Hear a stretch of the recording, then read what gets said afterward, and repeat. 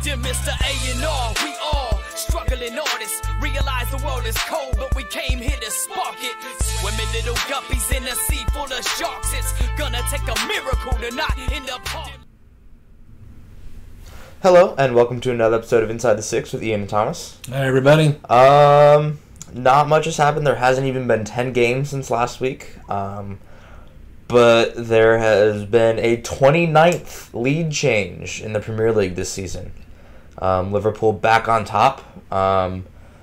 They still have a game to be played, but a game over City. But yeah, City still got one in hand. It's as we said last week. It's gonna be between those two. It's currently 82 points for Liverpool with 33 games played, and 80 points for City with 32 games played. I mean, it doesn't get much tighter than that. It's literally points. If City were to go, if they were to win their next game, it'd be 83 to 82. I mean, it's a point between the two teams right now. And City kind of have a tough schedule coming up. I think they have the tougher between the two. Oh, absolutely. Liverpool's next game is against Chelsea, I believe. Yes. Who is currently in third place. Although they do have another game played over Tottenham and Arsenal. But that's another close battle to watch. That's another battle that I've been excited to see this season. Is the battle for Champions League next season. And speaking of Champions League, there were two quarterfinal games today. I know we haven't been covering that much. But we're going to start covering a little bit more heavily now that it's in the latter stages of the tournament. It's getting real exciting. Yeah. It's down to the big teams. The teams you expected to make it this far. Now they have to battle it out. Today was Liverpool, Porto, and City, Tottenham. And that's today was the beginning of the tough schedule for City. Today was against Tottenham. Not only started a tough schedule, it proved that they are not indestructible. City lost today for the first time in a while. Yeah. Let's look at their recent form.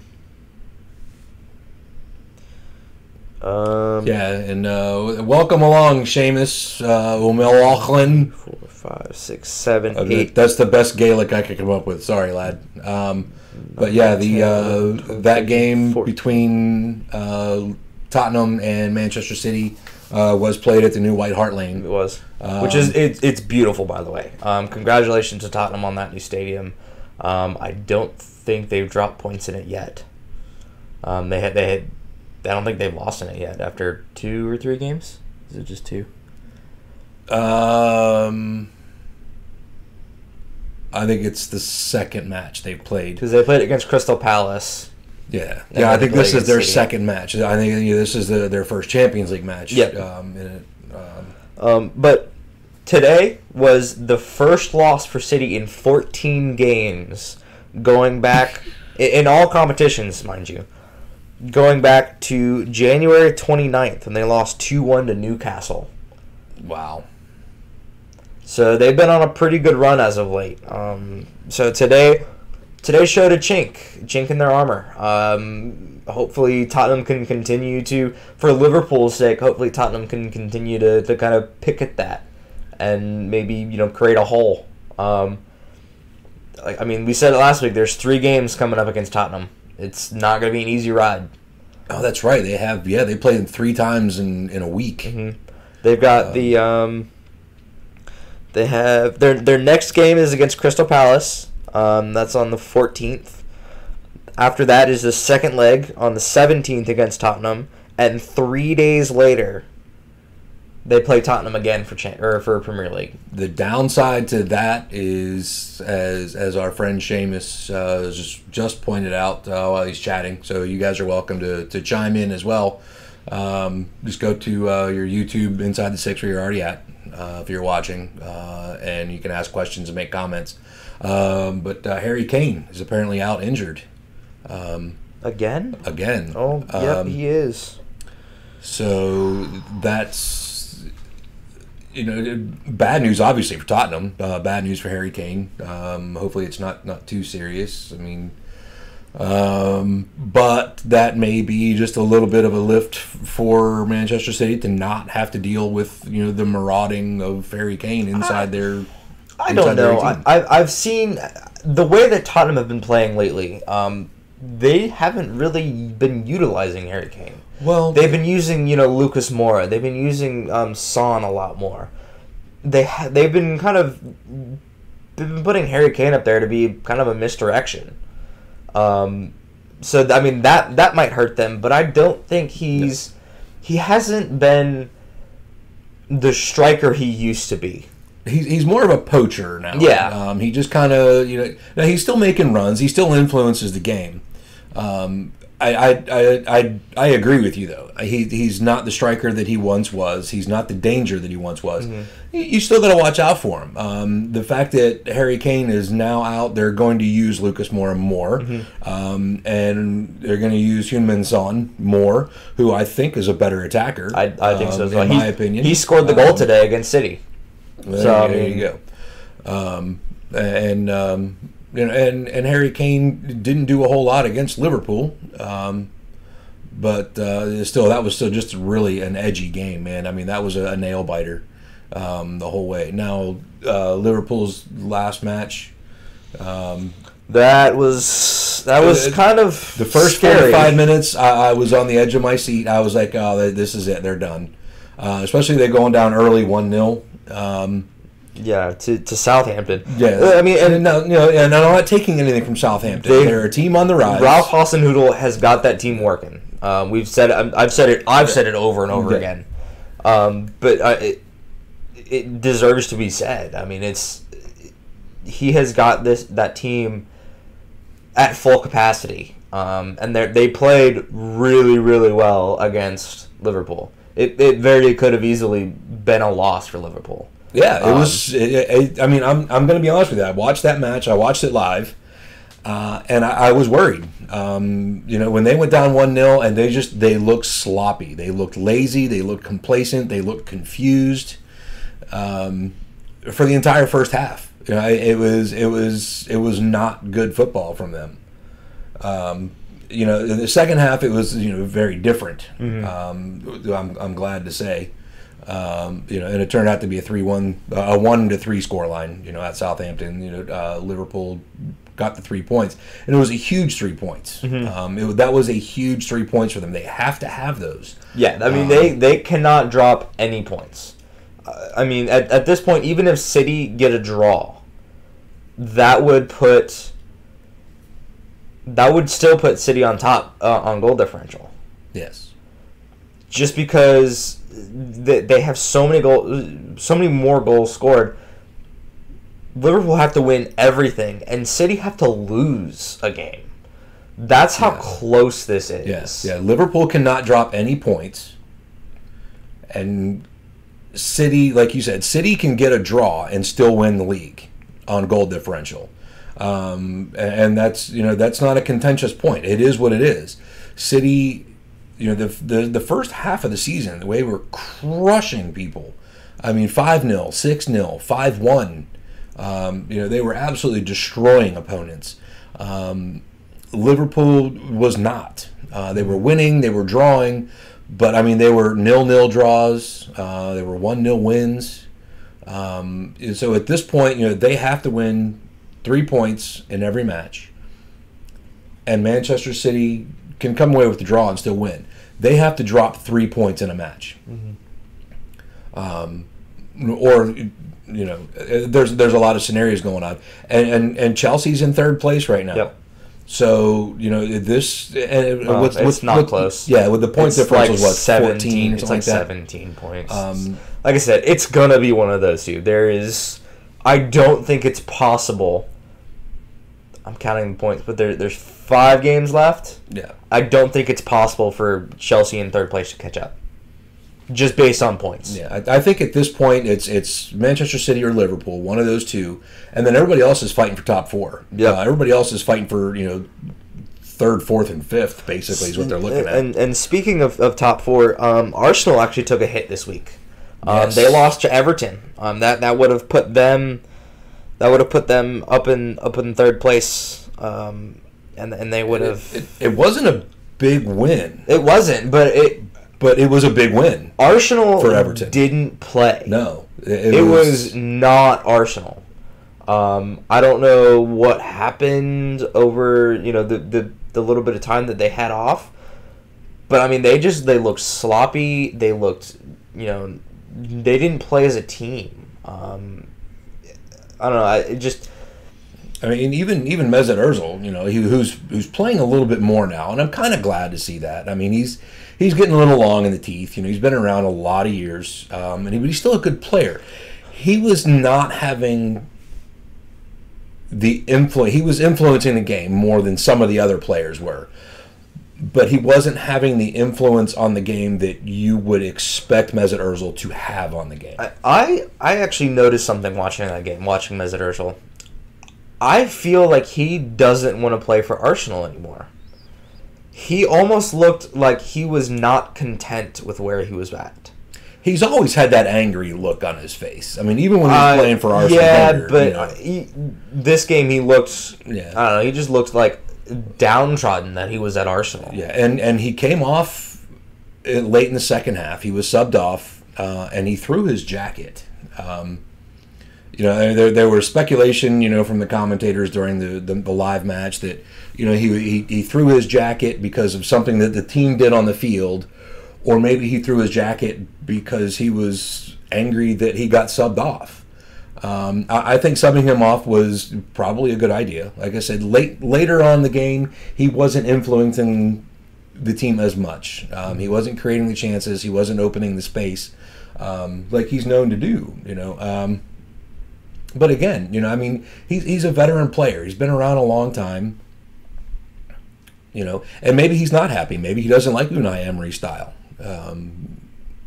Maybe he's looking to move on, here's a contemplation for everybody. If Mesut Ozil does move on, transfer window's coming very soon, about a month, 5-6 weeks. If Mesut Ozil moves from Arsenal, where he's been for a very long time, where does he go?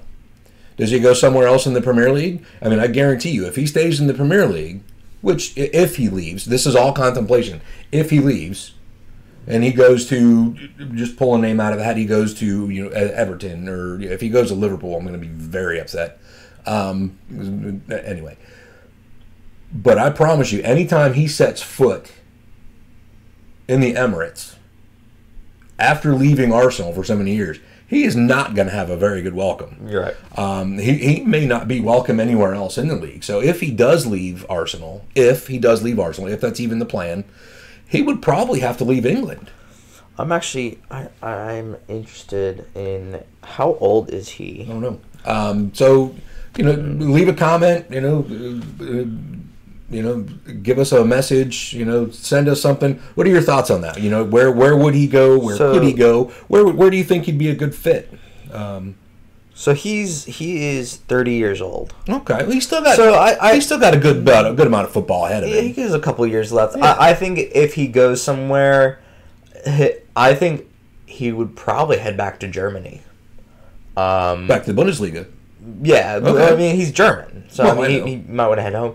I don't foresee him going anywhere else. I know Juventus has been picking up quite a few players recently, so that may be another possibility. I don't know. What about the French league?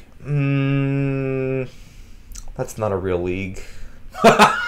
There's no competition there. It's either PSG or nobody. I mean, the only reason PSG hasn't clinched their league yet is because Eric Choupo-Moting somehow missed a shot from half an inch off the goal line. Yeah.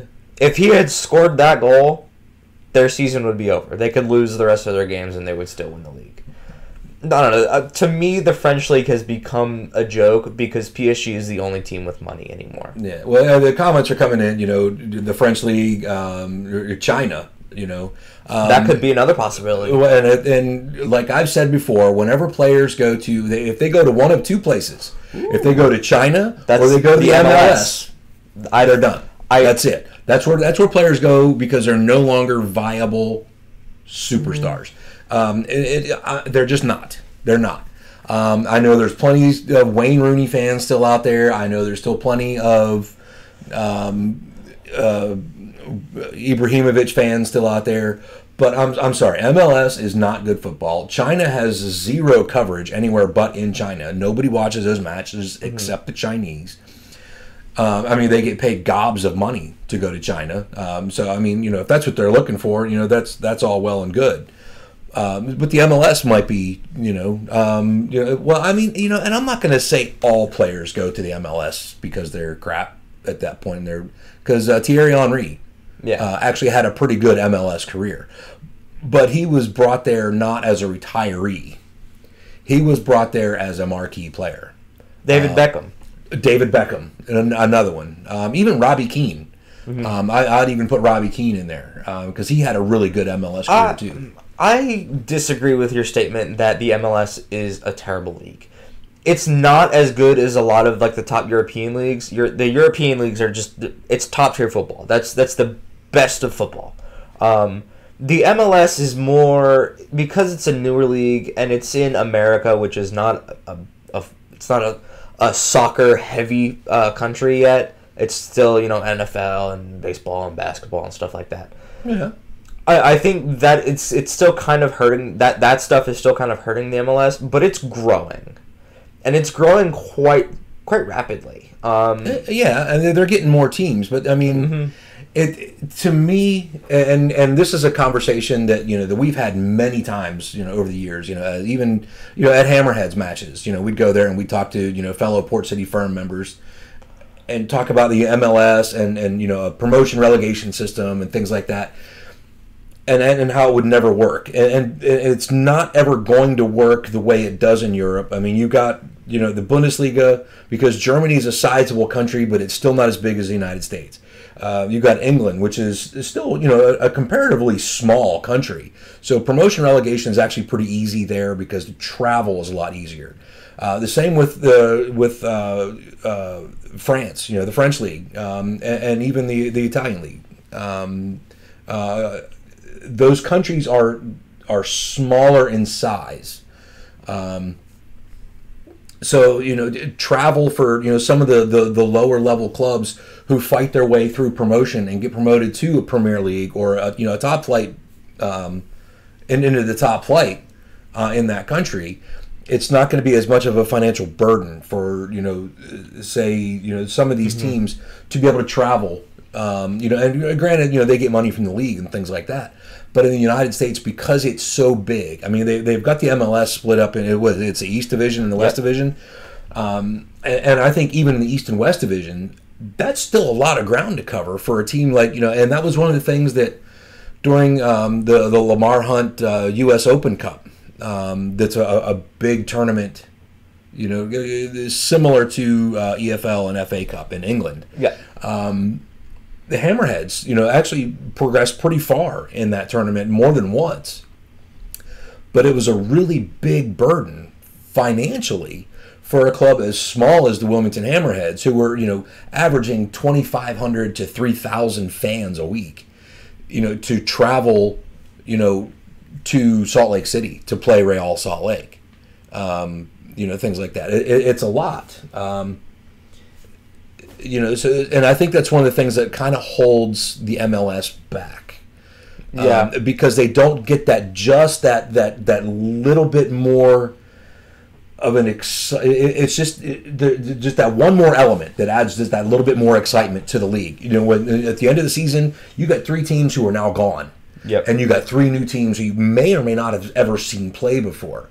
Which has happened. I mean, I'm new enough to the Premier League that this season is the first time I've seen Wolverhampton play on TV. Well, no, they played last season, but anyway, so maybe did they? No, I don't think so. But that element is so exciting to me, and I don't think that's really possible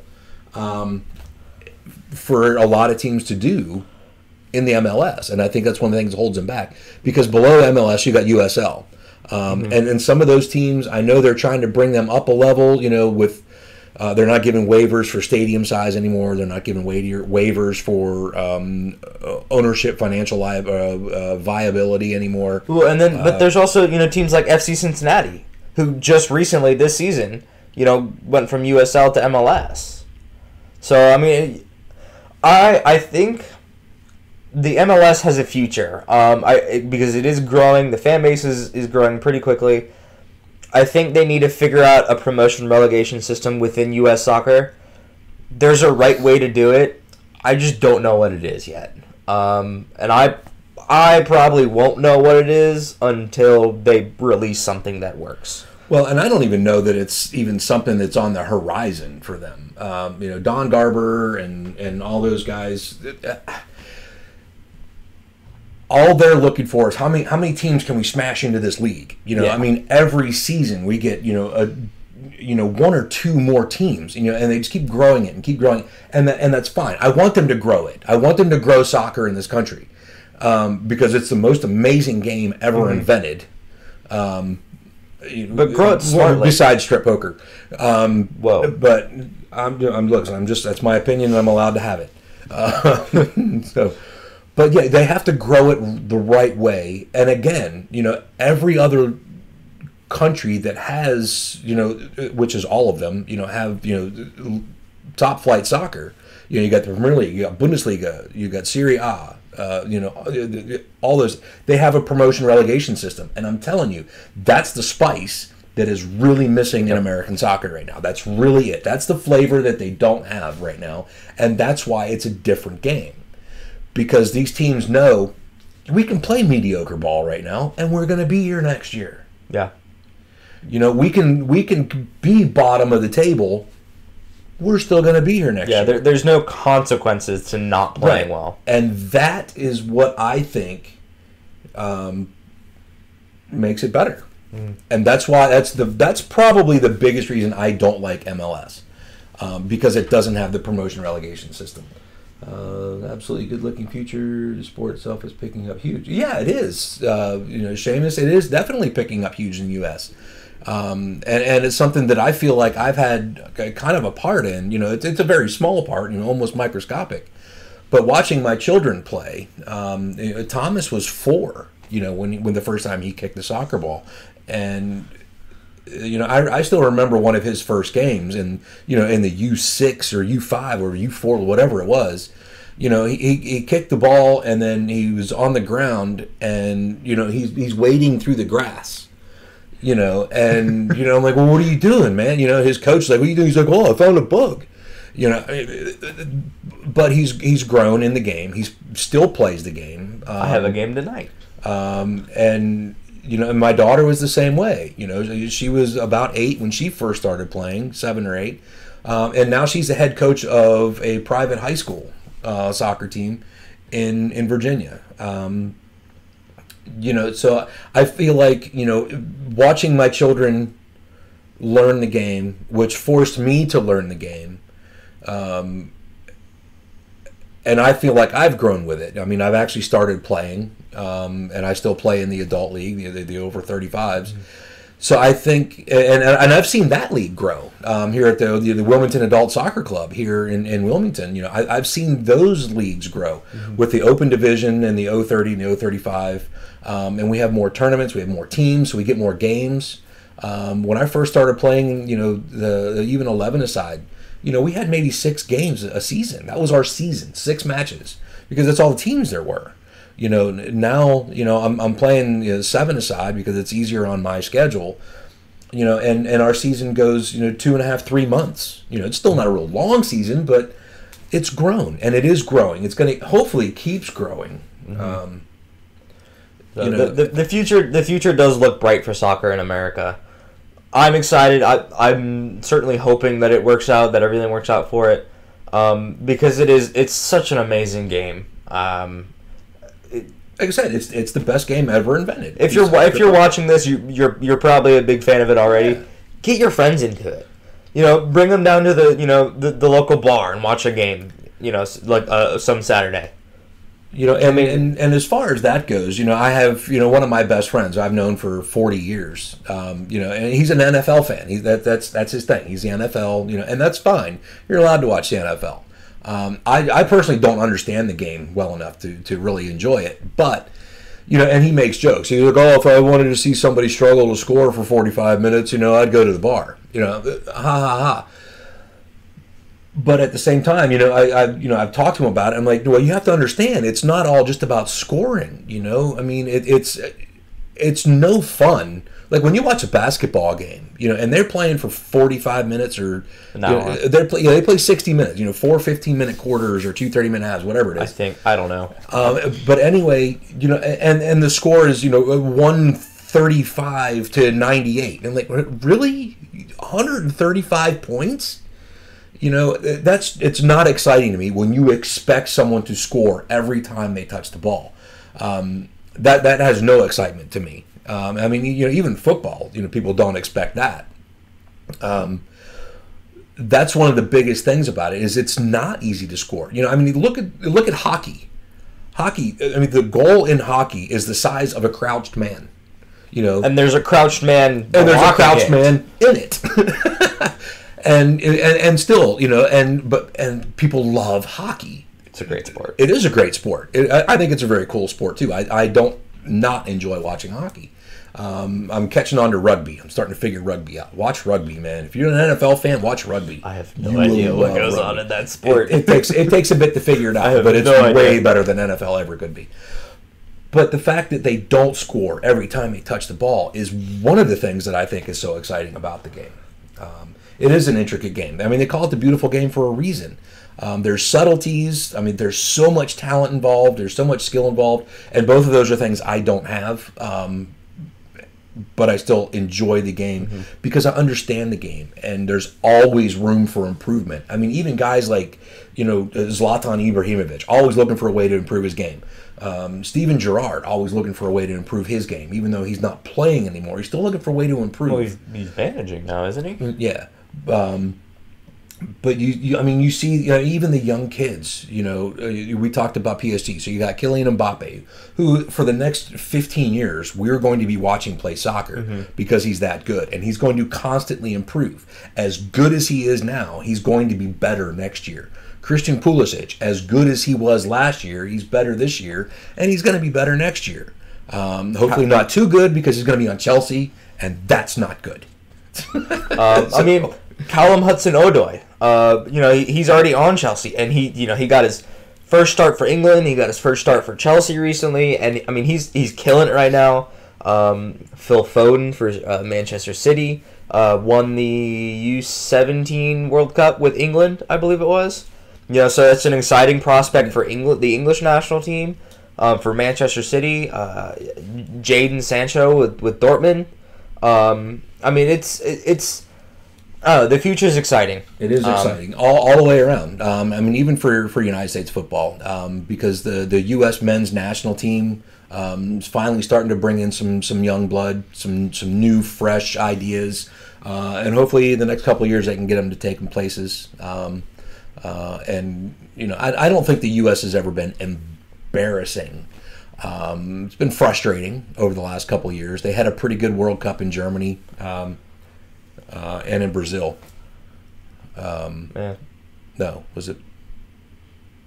Not the last World Cup, the one before, because they weren't in the last one. So Brazil was 2014, right? Because Russia was 2018, Brazil was 2014, yeah. South Africa was 2010.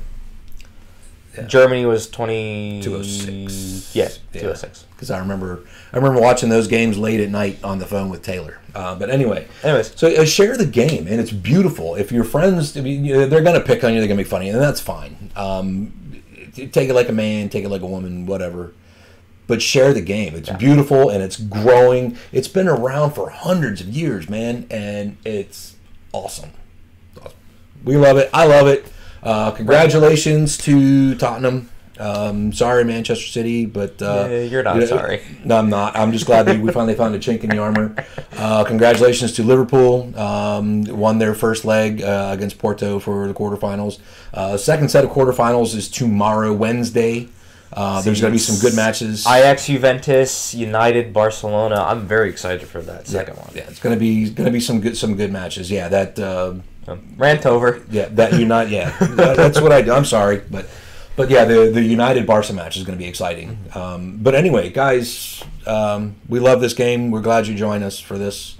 Seamus, thanks for chiming in. As always, you're a good lad, man. We really appreciate the input. Maybe one of these days we'll figure out how to actually get you on the show. And the Messi show. Yeah, there you go. But we really appreciate your support.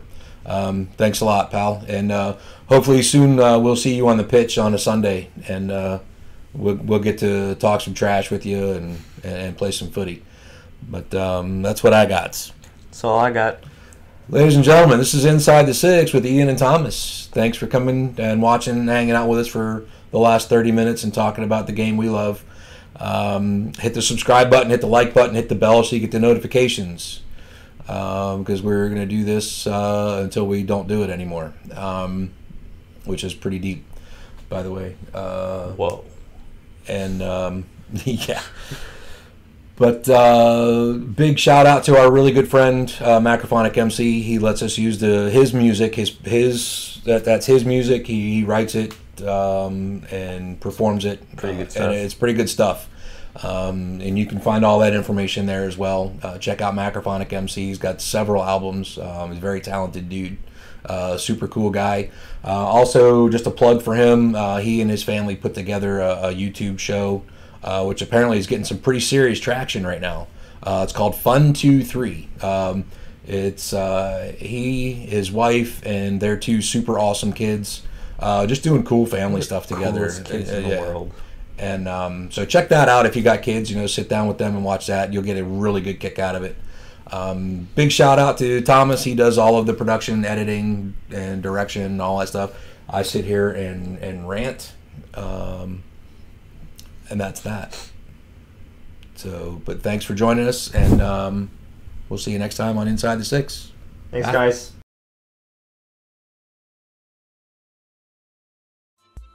Dear Mr. A&R, we all struggling artists. Realize the world is cold, but we came here to spark it. Swimming little guppies in a sea full of sharks. It's gonna take a miracle to not end up hard.